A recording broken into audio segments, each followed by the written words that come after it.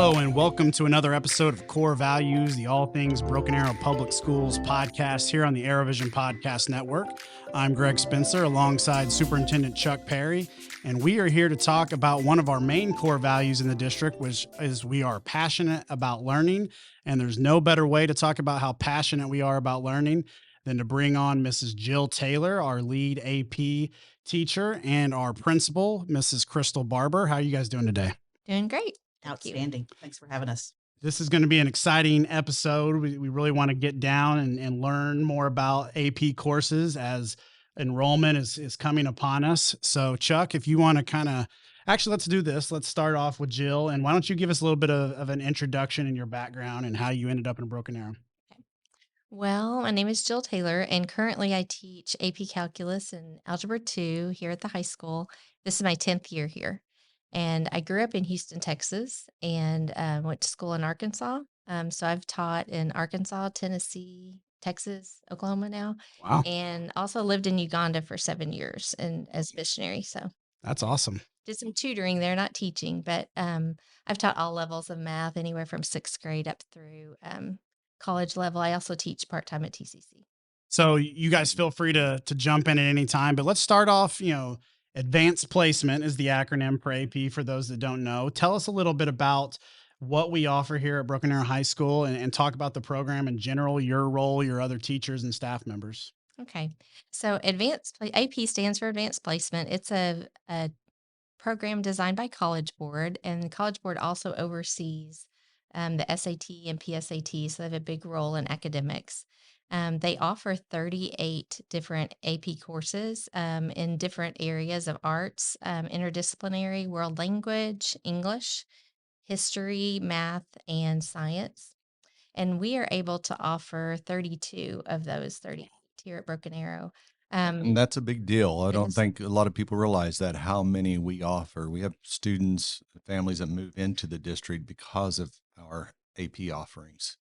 Yeah, that is a big advantage of our school and having the teachers that are qualified to teach that and to have the students that want to take those courses. So it does take extra training to become an AP teacher. Can you talk about that? Yes, there are College Board requirements or suggestions. There's workshops we go to. We do a lot of professional development and a lot of study in our subject area, along with teaching styles and how to get students deeper into content. And that's one of the big goals of AP. It's great. I think, in public schools, people look at just a general broad brush and they don't realize some of the special things we offer. Miss Barber, can you talk about some of the classes that have been unique to Broken Arrow, or maybe that we offer that a lot of others don't?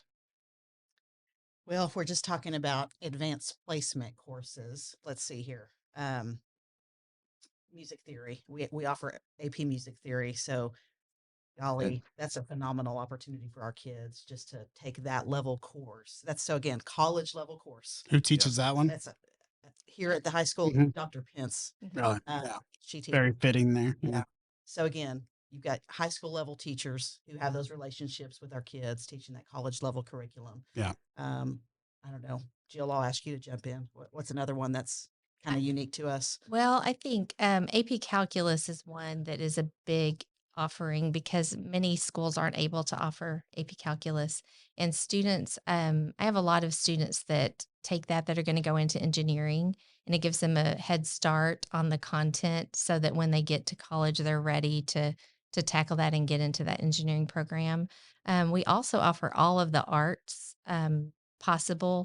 possibilities for AP, drawing, 3D. We have art history. And that's a unique thing that we have qualified teachers that help those students get those skills and are able to do that craft and get that recognition. Go back to the calculus. Does the average person know what calculus BC is, or what is that? Probably not. And what type of students excel in that area? And you talked about engineering. Is there some other career paths? I mean, if a parent has a student in middle school right now and they may have some aptitude to math, talk about even some things they ought to be thinking about to get to those higher level courses? Yeah. So if a student's in middle school and they are seen as either gifted or just even interested in learning more math, maybe they're taking algebra in eighth grade or something like that, then our goal is to keep them on that accelerated track and to let them go on and take all the possible courses they can because we don't want any doors closed for them. We want them to realize that if they are gifted in math or are interested in math, that the teachers are there to support them along the way. So there's two different calculus courses. One is AP Calculus AB, and that's equal to a Calculus 1 course. Okay. And then AP Calculus BC is Calculus 1 and Calculus 2. Okay. So that one moves a little quicker. Students choose, we give them an option. They can choose which one they want to take. Both are calculus level, college level, but one just moves a little quicker than the other. And so these are the type of students you said that gets them into an engineering type field. Um, what other, I guess, career paths are there? Because when I go to chamber meetings, we keep hearing over and over there's such a shortage of engineers in the Tulsa area, and they're trying to hire all we can get. And so would love to provide that workforce in Broken Arrow in the Tulsa area. Yeah, I would think engineering, coding, just general problem solving. Students learn so much about just being able to tackle a problem and just delve into how do I justify what I'm doing. A lot of the calculus is students have to justify their reasoning and know how do I know this? I know this because of this. So it's just, it could go into all kinds of fields. And just for, I think math can be just really a gatekeeper if students feel like they can't do it, it closes doors for them. And I'm hoping, at Broken Arrow, we have that open door so our students are always have the realize that we're here to support them, have that capability to do whatever they want to do. Love that. Let me jump in on that because if we have students or parents or any stakeholders listening, I want you all to know somebody like Miss Taylor is not trying to scare kids out of AP classes, right? Sometimes that word AP comes with that. Oh my goodness, this is going to be so rigorous. I won't be able to handle that. There's a lot of what we call in education scaffolding. So supporting kids, even if they're coming in with some gaps in learning to support them to those high levels. So just want to call attention to that. I think that's good because I think there has been a long term perception that it's all about the smartest students are the ones that make straight A's. And I think as educators, we have to do school differently. Right. And that is recognizing those students that have some abilities that may not reflect in the grades. The grades obviously are important, but they are not um, the end all be all in success later in life. And so we want to look for those students that have that math aptitude that can, move into those courses and really make an impact on their community down the road and really set themselves up for life. What about like responsibilities of a student, an AP class usually can be some homework. Yeah. Um, One of our things that we like to promote, because this is how College Board would say it, they're rigorous college level courses, but rigor doesn't always mean more work. It's more depth. There is work involved, yes, but it's the depth of understanding the concepts instead of maybe just procedures and memorizing. So there's a lot more discussions about content. I'm thinking of like in the social sciences they discuss documents and how to the background of them, and just the understanding is going deeper. Um, Students do learn a lot of time management though, because a lot of our AP students are the ones that are involved in everything.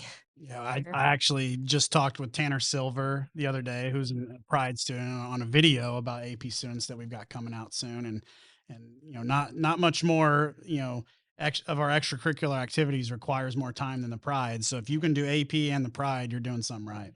Yeah, and they're involved in Stuco and show choir and sports. I've got top athletes. I watched the finals of the basketball game the other night because I've got 2 students that Yeah. on the court. So they're very involved students. So they do learn a lot of time management, and they learn to make the time for what's important to them.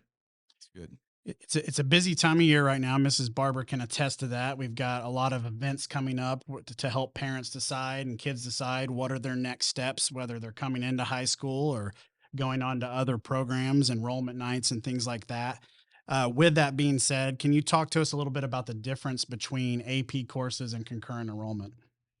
Well, with AP, it is college level rigor, like we've said, with high school teachers. So there's a different relationship. It's kind of like we're helping and kind of coaching them about what's this going to be like on the college level.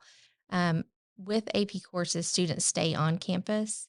The students, like we said, that are really involved are here at on our campus. They're able to take AP and a mixture of other classes and Yeah. electives. Um, Concurrent is a great option too. I mean, I teach part-time at TCC. I love TCC. And it's it's an option for having those college courses with a college teacher. It's just a different relationship. You're on a different campus. It's a different feel. Yeah, and it's great that we give those multiple opportunities for whatever kids and parents are comfortable with. I mean, I've done videos both about AP, ECHS, Vanguard. So it's pretty unique the opportunities that kids have to kind of attack high school in a different way. Right. Yeah, with my own children, I had my daughter did a lot of concurrent enrollment that fit her better, and my son did a lot of AP. So it just depends on your student and what is best for them. Yeah.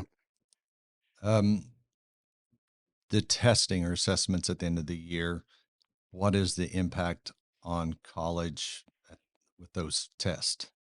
So one of the big goals is at the end of the year, the first 2 weeks of May, students take AP exams, and that's worldwide. It's not just in the US. And our one of our goals is for them to do well on that test, and that you get a score of 1 to 5.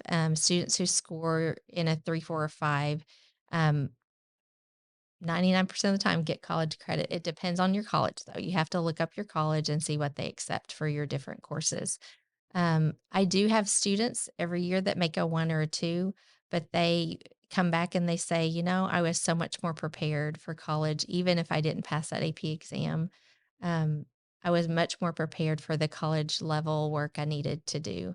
But we do have a high percentage of students that pass those exams, and they are able to get that college credit.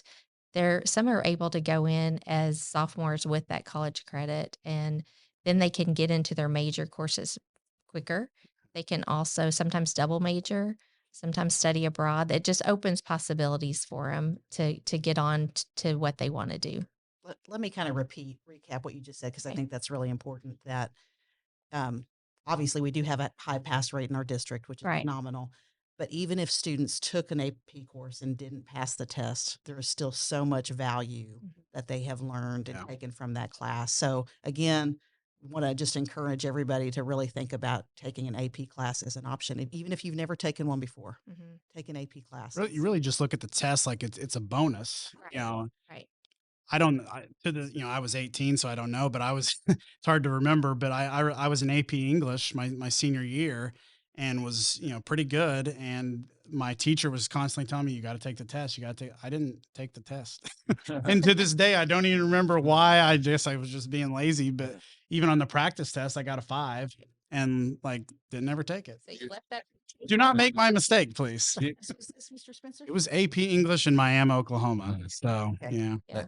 Do you ever have a student that may have a, let's say, low B in class but pass the test? Oh, definitely. I've had students that have C's in the class pass the test because they understand the content. Yeah.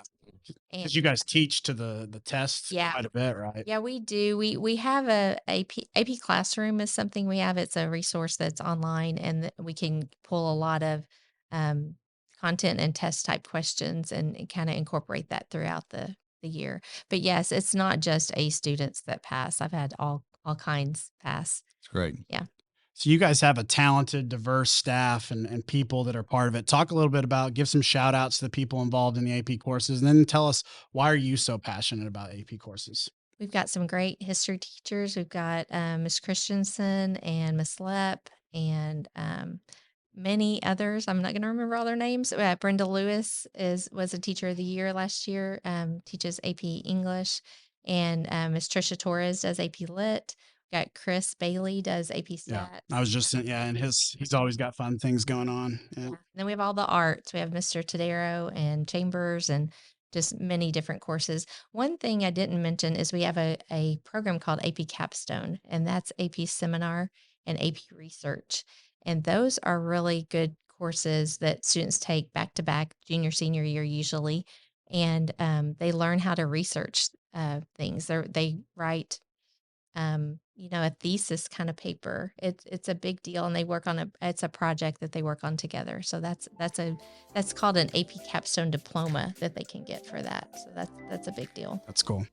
Right now, get $200 from TTCU Federal Credit Union when you open a new checking account with direct deposit. What would you buy with $200? Cars, race cars, my own apartment, 100 coloring books, and a puppy. Or maybe some groceries and a tank of gas. $200 for whatever works for you from TTCU, because life is better in balance. Recently, you've had to put your life on hold, and we're with you in this. At Ascension St. John, we're now open for appointments, and we are fully prepared for your safety in our care. As we open our doors again, our doctors, nurses, and care teams will continue to wear personal protective equipment. We've taken even more steps to clean and stringently disinfect all areas. We will maintain distancing in our waiting rooms, and will continue to limit visitors. And we will still screen all staff to protect their health and yours. Our emergency rooms are here 24/7. Please do not delay care. We're still delivering babies and performing surgeries. And we're open for your appointments, from specialists and surgical care to routine care and health screenings. Ask us about virtual visits. Ascension St. John continues to care for you, as we have been for almost a century. Thank you for trusting us.